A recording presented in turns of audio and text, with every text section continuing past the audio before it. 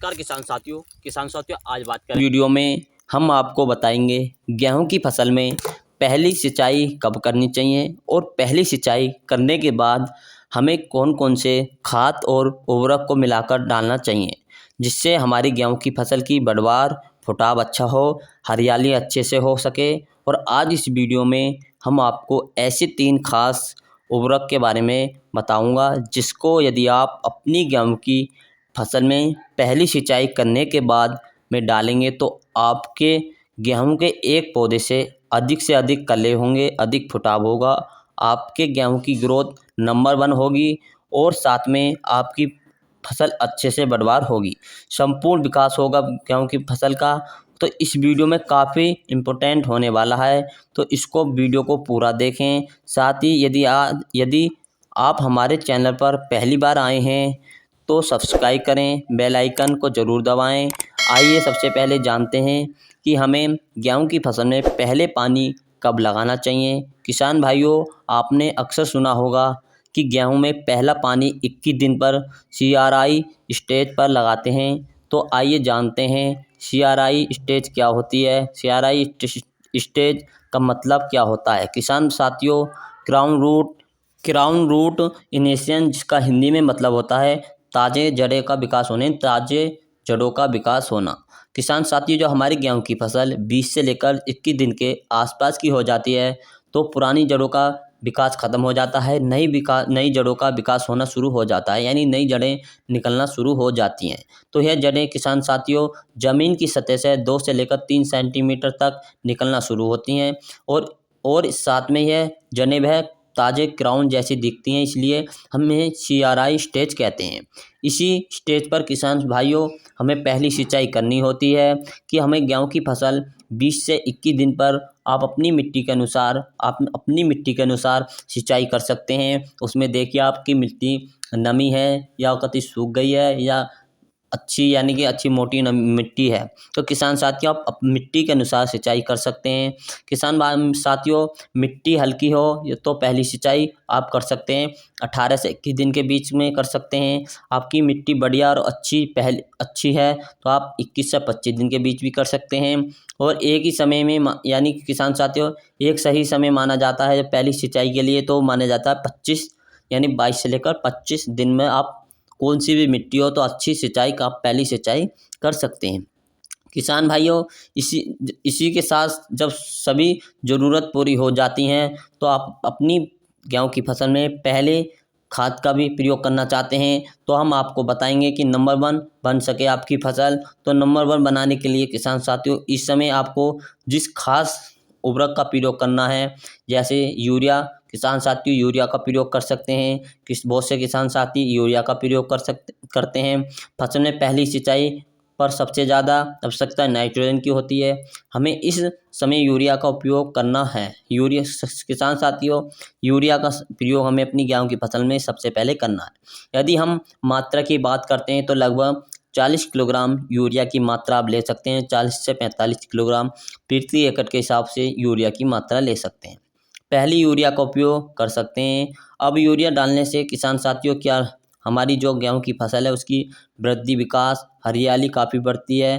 और साथ में कुछ बातें आपको ध्यान रखनी है, जैसे किसान भाई यदि आपने गेहूं की बुआई करते समय कुछ खाद नहीं डाले हैं तो फिर आप अपने गेहूं की फसल में कुछ खाद डाल सकते हैं, या फिर पोटाश हो तो यदि आप इन दोनों खादों का प्रयोग कर सकते हैं। शुरुआत में बुआई के समय आपने नहीं डाले हैं तो एक सही समय पहली सिंचाई पर भी आपको दोनों खादों का डाल सकते हैं, तभी आपकी बेहतरीन रिजल्ट प्राप्त हो सकेगा। हम आपको किसान साथियों बताएंगे किसान भाइयों हम जो अगले उर्वरक का प्रयोग करना है पहली सिंचाई के बाद, तो उसका सबसे पहले प्रयोग करना है सागरिका। अब जो सागरिका है किसान भाइयों वो समुद्री शैवाल द्वारा निर्मित खाद है, ऑर्गेनिक खाद है। इससे डालने से किसान भाइयों हमारी मिट्टी में कोई नुकसान नहीं होता है। इसमें किसान भाइयों सभी प्रकार के सूक्ष्म पोषक तत्व पाए जाते हैं जिसकी आवश्यकता इस समय हमारे गेहूं के पौधे को होती है। इसको डालने से हमारे सारे फायदे होंगे किसान भाइयों। पहले तो हमारी मिट्टी को जो उर्वरक क्षमता उसमें वृद्धि करेगा, साथ ही हमारी गेहूं की फसल में ग्रोथ होगी, पैदावार बहुत अच्छी से होगी, अच्छे से तरीके से होगी। मिट्टी में पहले से जो पड़े पोषक तत्व होते हैं भाइयों, उनको क्रियाशील करता है किसान साथियों। साथ में जिससे हमें पहले जो खाद में हमने जो पहले उर्वरक डाले थे वो मिट्टी में दबे रह जाते हैं, तो उन्हें पुनः विकासित करेगा, हमारे गेहूं के पौधे को प्राप्त होने लगेंगे। इसी के साथ साथ पौधों की अच्छी वृद्धि होगी, रोग प्रतिरोध क्षमता को उसको बढ़ाता है, फुटाव अधिक होता है, कलर की संख्या अधिक बढ़ती है, प्रकाश संचरण की क्रिया भी अधिक बढ़ने लगती है किसान साथियों। और इसके नियंत्रण करते हुए गेहूं में जड़ों का विकास अधिक होगा। बेहतरीन खाद है किसान साथियों, आप इसका प्रयोग जरूर करना चाहिए। मात्रा कितनी गिननी चाहिए? लगभग आपको किसान साथियों सागरिका की जो मात्रा आपको गिननी है 7 किलोग्राम प्रति एकड़ के हिसाब से आप सागरिका की मात्रा गिन सकते हैं। किसान साथियों यूरिया लेना है, यूरिया के साथ आपको सागरिका लेना है। ये दो हो गए किसान साथियों, दो फर्टिलाइजर हो गए। किसान साथियों बात करते हैं तीसरा फर्टिलाइजर क्या है, तीसरे कौन सा है और कब गिनना चाहिए।